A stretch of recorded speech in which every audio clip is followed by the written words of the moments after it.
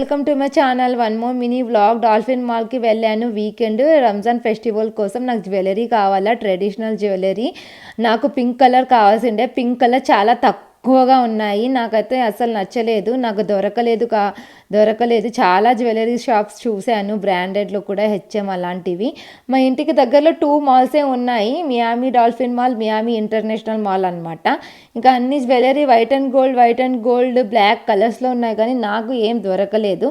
అలాగే టైంపాస్ చేశాను, ఇంకా మాల్కి వెళ్ళాను కాబట్టి మీ అందరికీ చూపిస్తున్నాను. నచ్చితే కనుక లైక్ చేసుకోండి, షేర్ చేయండి, సబ్స్క్రైబ్ టు మై ఛానల్.